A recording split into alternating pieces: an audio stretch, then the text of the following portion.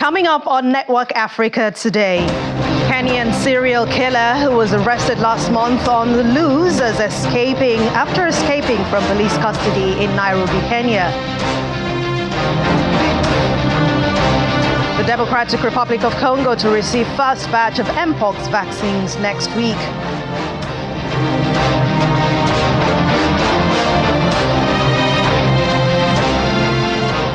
Plus, the United Nations pays tribute to fallen colleagues as countries commemorate World Humanitarian Day.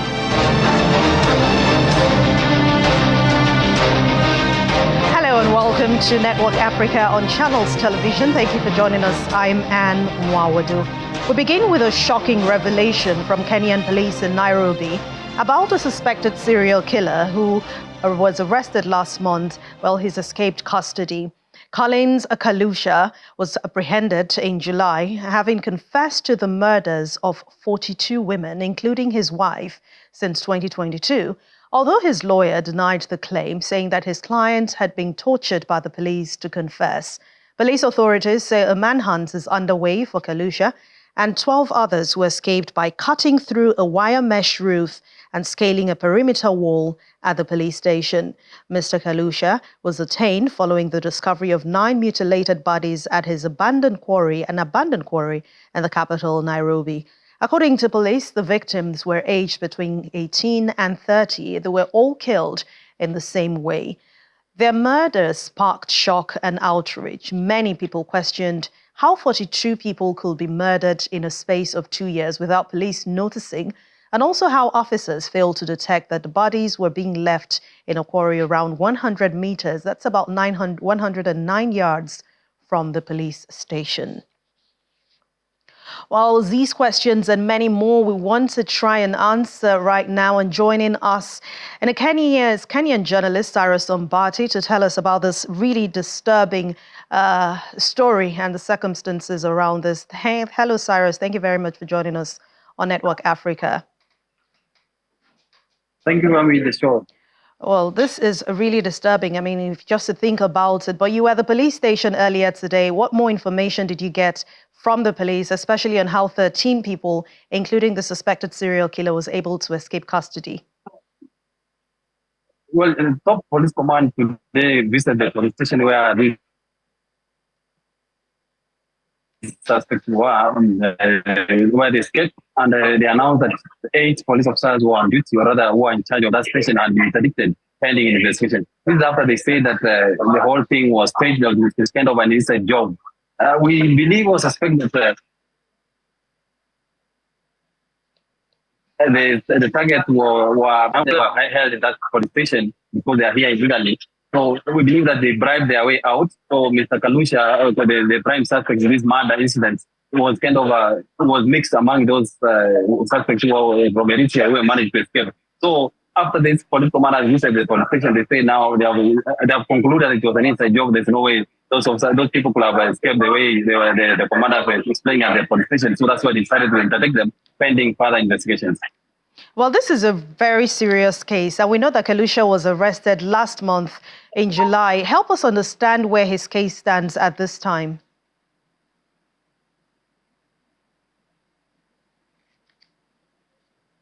Friday, that's on the coming Friday, because what is that?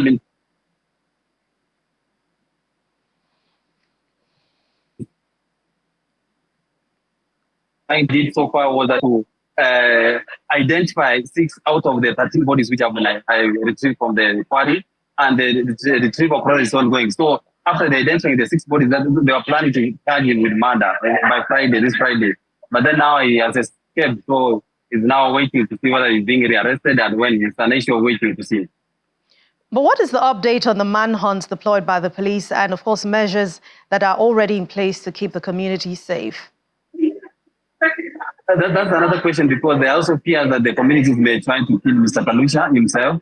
And we understand the entire police now have been alert in the country. They have been told to look for him and arrest him whenever he is found, if he's found alive.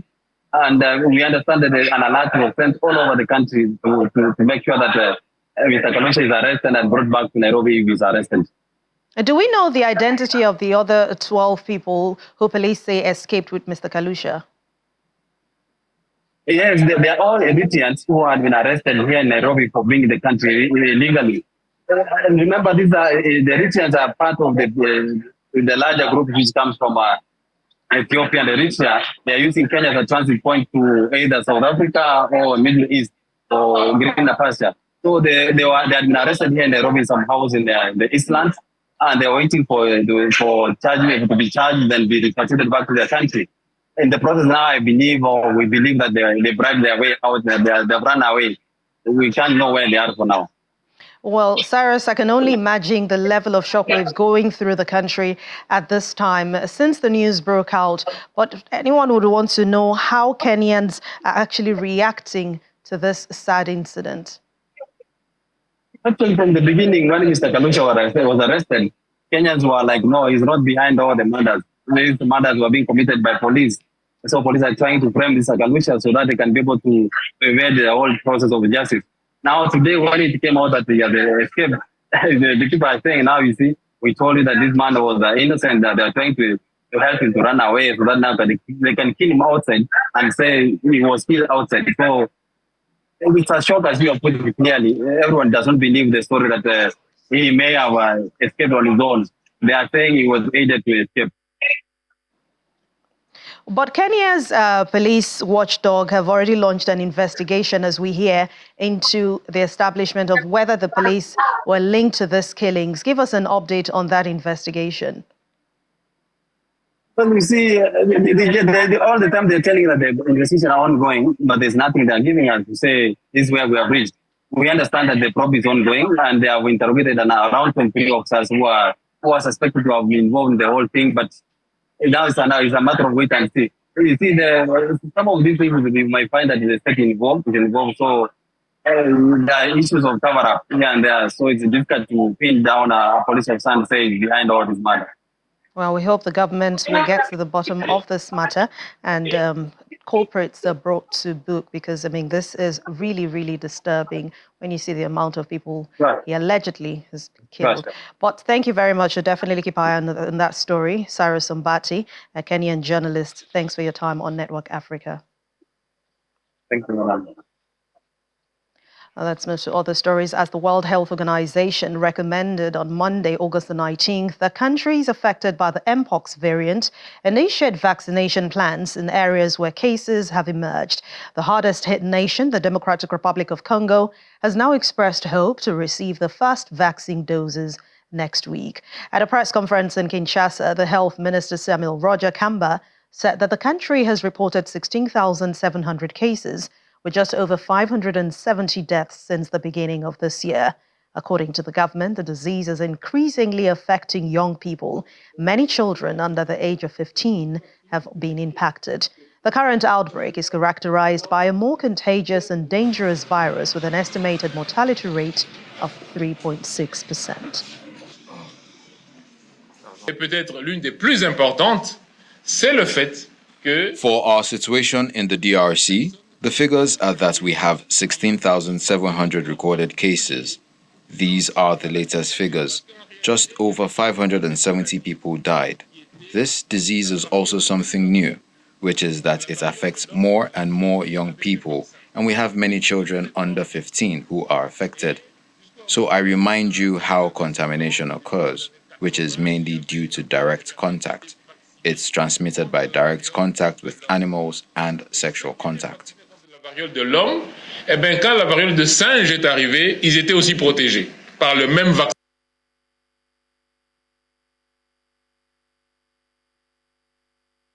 Mpox is not the new COVID.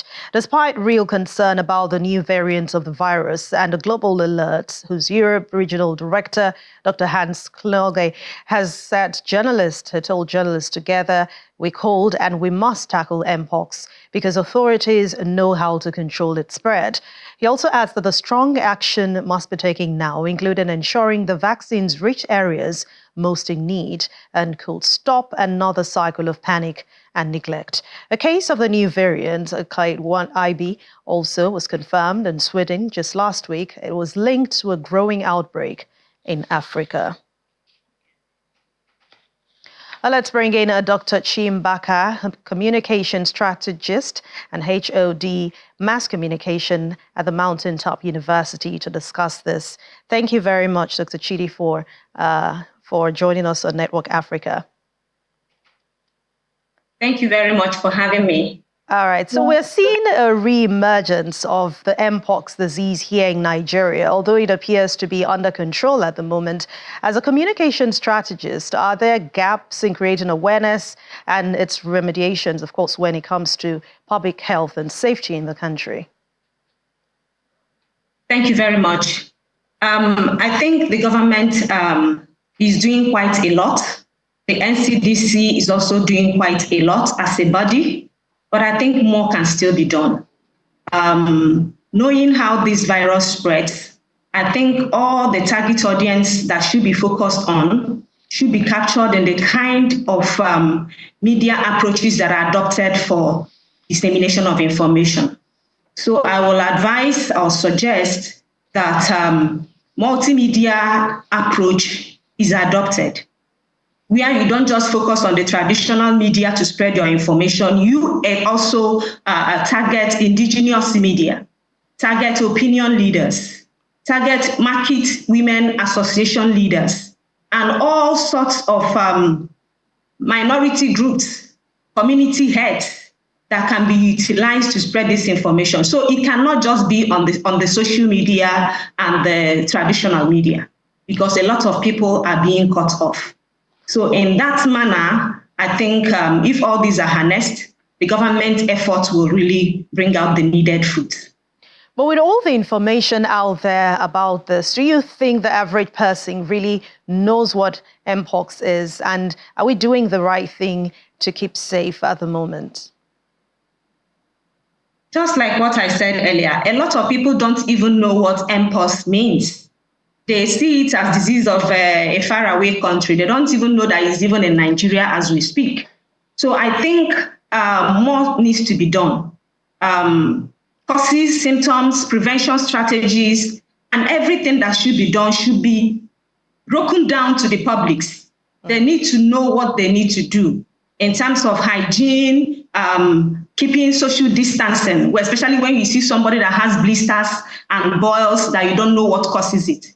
People need to know that these things can actually lead to Mpox that we are talking about. Also, I think people should be encouraged to visit hospitals when they see some of these signs and symptoms that we are talking about, instead of patronizing drugstores. Because if you look at the signs and the symptoms of Mpox, they look similar to what we have in measles, in chickenpox, in smallpox. So when somebody does not go to do the right checks, the right tests in hospitals, you may end up treating what is not the actual issue. And then this disease keeps on spreading. I think more information, more awareness needs to be created. And in places where there are challenges or impediments to reaching out to the audience on Mpox disease, what would your advice be? Sorry, I didn't get your question. In terms of impediment or maybe challenges in reaching out to audience on the Mpox disease, what would your advice be? Especially maybe getting to the grassroots. Yes, that's what I'm talking about. Multimedia approach is always what I advocate. You don't focus on one strategy. You diversify your strategies. You make sure that you reach out all the likely demographics that can be affected by this disease. And in that manner, you make sure that you reach everyone that should be reached. And the rest will be history. We pray. All right, but do you think that the government is doing enough? I know you have talked about reaching people via social media. That's for private organizations or as individuals, especially when it comes to reaching people in the grassroots where they don't even have access to social media and all of it. So do you think on the part of government now, the government is doing enough in the campaign against Mpox? Or do we have to get to a level where it was COVID and then that's when everybody will know about it? No, not at all. The government is not actually doing enough. That's what I said initially. More can still be done. It should not just be people living in Lagos and urban centers that should know about Mpox. Actually, if you look at those that are affected by Mpox, you see that those that live in the rural villages, people that live close to the forest, where they get contact with these animals, and rodents coming out from the bushes to enter the houses and touch foodstuffs, and then they eat and it gets contaminated and they contract the disease, the virus. So I think government can still do more. It's not doing enough at the moment. I give them kudos for what they're already doing. Of course, it's a whole lot, but they don't need to wait till we get to the time, the epidemic we had during the COVID-19 before they diversify their strategies. All yes. Right. And as a strategist in health sector and knowing, having experiences in possible diseases in the past, and this one we're facing, and even COVID, I'm sure you have that experience as a strategist now. Talk to us about how the public can assist the government in eradicating this and making sure information is gotten and prevention, especially we talk about prevention. We don't have to allow it get to a stage where we now begin to have that disease or an outbreak.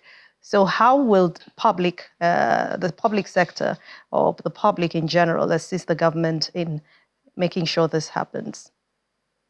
Yeah, this disease affects everyone. We all have to be a brother's keeper. Everybody has a role to play.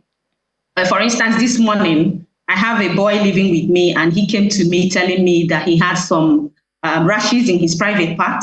So I had to tell him, he wanted me to give him money so that he can go to the drugstore and get something. I say, we need to test to know what that is. So that is me on my part. Forget about the fact that I'm a strategist, but that is me doing what I should do. So we also need to watch out for people that take things for granted and then advise them. Everybody has a role to play. We can be the information disseminator. We can create awareness on our social media handles. We can even tell people word of mouth is even one potent strategy that we neglect.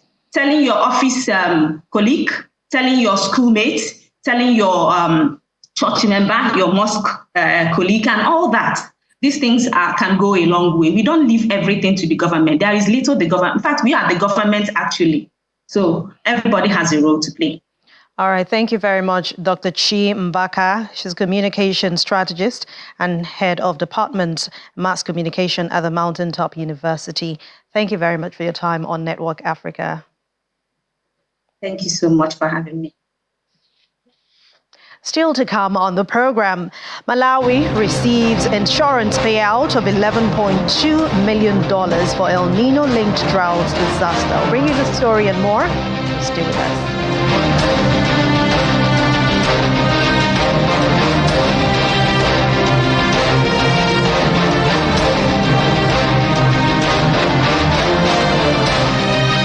Welcome back.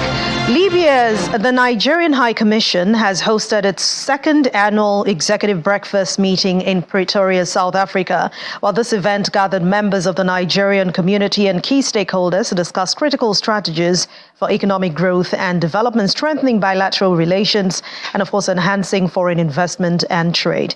A South Africa correspondent, Innocent Simosa, brings us the highlights in this report. The event served as a platform for open dialogue and collaboration, bringing together key members of the Nigerian community, business leaders, and government officials. A central focus of the meeting was on strategies for economic growth and development, with discussions centered on how Nigeria and South Africa can further strengthen their bilateral ties. Dr. Ibrahimo Bello from Technical Lead gave a keynote address. Now, in our early days, in our undergraduate days in Nigeria, there's a quote that they used to say to us, and the quote will go something like this: perspire to acquire the desire you admire. Do not retire, even when you feel tired, but refire in order to acquire that desire you admire. The meeting wasn't without its challenges. Several concerns were raised by the Nigerian business community. The Nigerian High Commission in Pretoria, Ambassador Alexandra Timetope Ajayi explains. One of it is that regulatory framework, because from the Nigerian side, the perception is that South African environment, business environment, is not really welcoming You understand? Because of a lot of regulatory regimes that is in place, and also the fact that we have had businesses in the past who made an inroad into South Africa, but they could not competitively compete. South Africa's former Minister of Social Development, Lindiwe Zulu, emphasized the importance of leveraging each other's social and economic strength to drive mutual prosperity. And so the relationship between the two countries is an old relationship which dates back to the time of liberation struggle. Nigeria supported South Africa through the African National Congress, through the Pan-Africanist Congress to free South Africa. South Africa is free now. Nigeria and South Africa are, how would I call it? Could I describe it as inseparable twins? Because they are strategically positioned in Africa and they are the pace setters. As the event concluded, there was a sense of renewed commitment from all sides to work together in addressing these challenges and unlocking new opportunities for growth. From Pretoria, South Africa, Innocent Samosa, Channels Television News. With the number of aid workers killed in the line of duty reaching record highs at the moment, the United Nations aid workers are now commemorating World Humanitarian Day, remembering frontline staff risking their lives by providing help to vulnerable communities in war-torn countries. Solemn ceremonies were held across the world on Monday to pay tribute to fallen colleagues. From ongoing emergencies in Sudan, Gaza, and Ukraine, UN humanitarians share what it means to be an aid worker. According to Lenny Kinsley, head of communication and spokesperson for the World Food Programme in Sudan, humanitarians are very much at risk in places where they are trying to provide assistance. Need help the most. There is active fighting. There are airstrikes, bombings, shellings in places like Khartoum, the capital, El Fasher, the capital of North Darfur.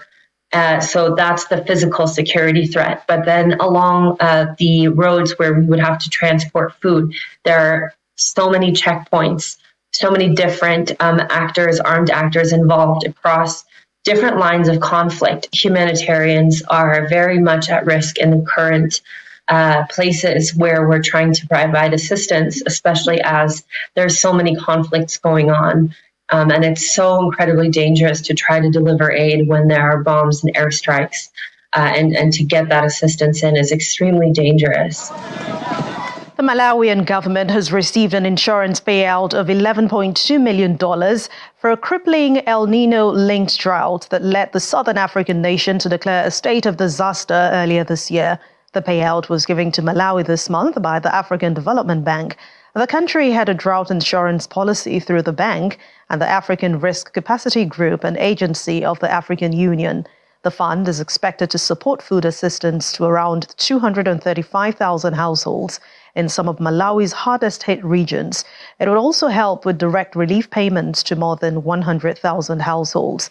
Malawian President Lazarus Chakwera says that the payout is a lifeline for the vulnerable population.